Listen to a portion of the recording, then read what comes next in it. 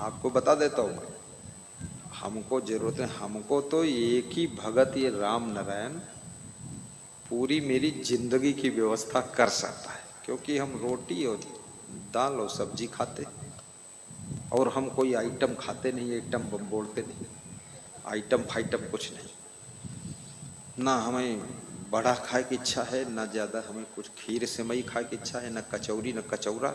ऐसे सब कचरा गंज होएगा, कचौरी खा ले। बस सादा जीवन, क्योंकि उससे बुद्धि प्रखर रहती है और हल्का शरीर रहता, मस्त रहता। तो लेकिन हम दान क्यों लेते हैं? हम दान तुमरी बदिकै लीत है, साँच बात बता दे, तुमरी बदिकै और तुम्हें से लीत है और तुमरी ने बद लीत है। बद समझत है, बदी बुदा। तो तुम्हारे लिए ही लेता हूं। कैसे? जब हमारे आश्रम तुम आते हो, 10,000 भक्तों का भंडारा बनता है, वो तुम्हारे दान से ही बनेगा। और कुंभ मेला में जब आओगे, 10,000 भक्तों को रजाई और गद्दा और भोजन भंडारा नाश्ता और चाय। हम तो चाय भी नहीं पीते, हमारे में अकेले में खुद खर्चे नहीं कोई, ना हम शरबत पी, ना गन्नक रस पी, ना आम का रस पी। हम ये बवाल हम कुछ करते ही नहीं, सीधे सादा मामला है, सादा जीवन सादा भोजन।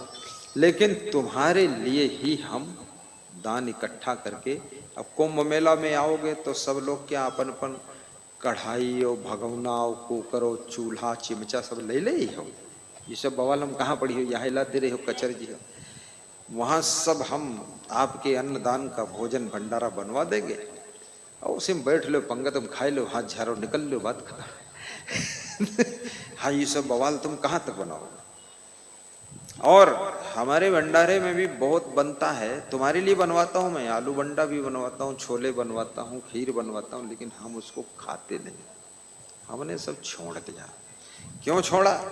हमने एक दिन ध्यान लगाया, ध्यान में मेरे आया कि आदमी खान पान के कारण ही बीमार होता है, ये ध्यान में आया।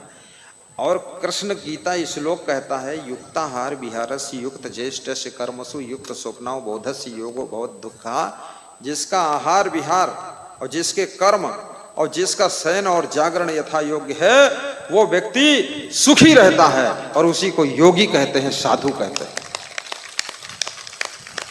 इसलिए तो लेकिन आपकी सेवा अच्छी होनी चाहिए, क्योंकि आप गृहस्थ आश्रम में हो। आपका तो 28 वोल्ट का स्पेलर है, चाहे जौन डाल दो कचौरी सब हजम हो जाए। और यहाँ तो आधा वोल्ट का स्पेलर है, हजम। क्योंकि मोटा काम हमारे पास है नहीं।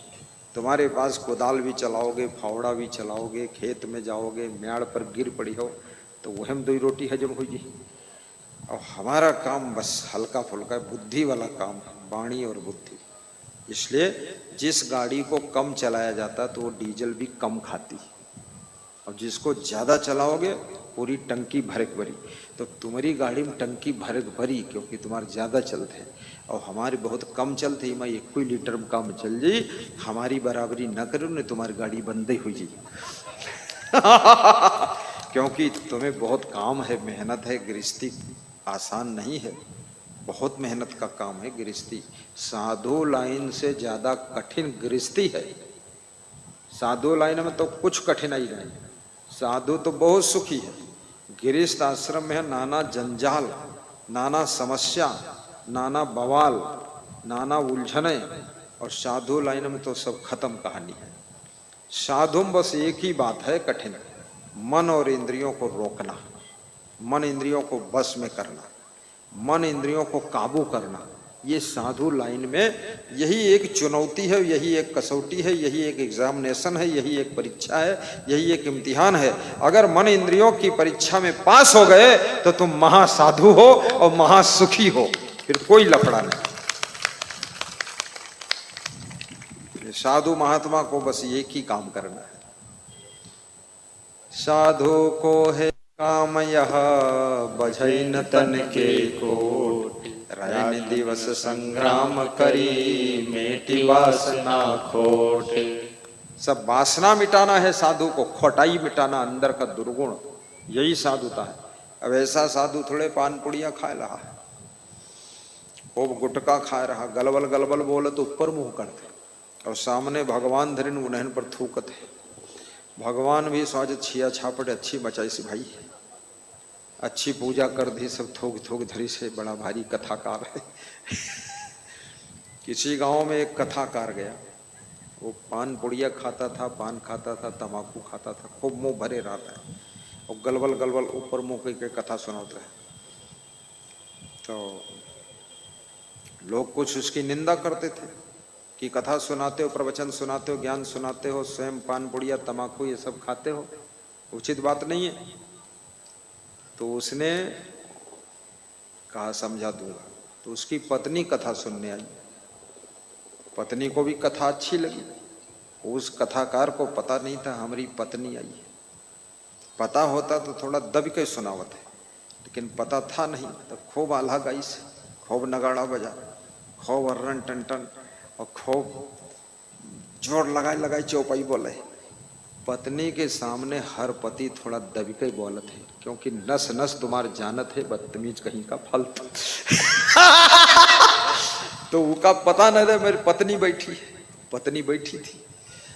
तो पत्नी के सामने हर पति थोड़ा डराते, और डरा चाहिए, डरई हो तब बच पई हो, डरई हो ना तो हो ही वो कुछ गड़बड़। और पति के सामने पत्नी को डरा के चाहिए। और डर बहुत अच्छी चीज है, डर करनी डर परब गुरु, डर पारक डर सार, डरत रहते उबरे गाफिल खाई मार। थोड़ा डर होगा तो गलती नहीं होगी, और बिल्कुल डर ना हुई गलती खूब होगी। तो थोड़ा संकोच करना चाहिए, माता पिता से भी डरना चाहिए, सास ससुर से डरना चाहिए, बेटा बहू से डरना चाहिए, गुरुओं से डरे चाहिए, और थोड़ा साधुवन से डरे चाहिए। डरने से गलती नहीं होती है। और ज्यादा निडर हो जी हो तो अपने माँ बाप के पीठ पर ही मुंगरी मार दे होते, तुम्हें समझ बूझ नहीं है, इसलिए थोड़ा डर रखना चाहिए। ये भी डर रखो, पत्नी को ज्यादा सताएंगे तो भाग जाएगी, कोर्ट केस करेगी, कुछ करेगी।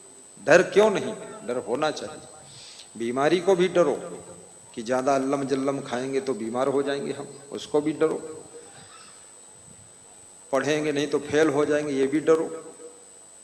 डर होना चाहिए। रात में चलेंगे कोई लूट लेगा, ये भी डरो। डर जरूरी है, ड्यूटी सही नहीं करेंगे सस्पेंड हो जाएंगे, ये भी डर होना चाहिए। डर तो बहुत काम की चीज है, इसलिए कबीर कहते हैं डरो, खाम खाम मत डरो। अब खाम खाम डरना, डर के मारे वहीं बैठे रहना, यहाँ गुरु से आशीर्वाद लेने मत आना, ये डर फालतू है तुम्हारा। नमक डालो दाल में, लेकिन तादाद भर डालो। और तुम 1 किलो दाल में है 2 किलो नमक डालेगा, तो डर होना चाहिए, लेकिन तादाद भर होना चाहिए। अब इतना डर भी फालतू डर है कि अब आ भी नहीं सकते, दर्शन भी नहीं कर सकते, आशीर्वाद नहीं ले सकते, डरन मारे हुए ही बैठ उधर ही चले गए। ऐसा नहीं, डर हो लेकिन विवेक पूर्वक डर हो।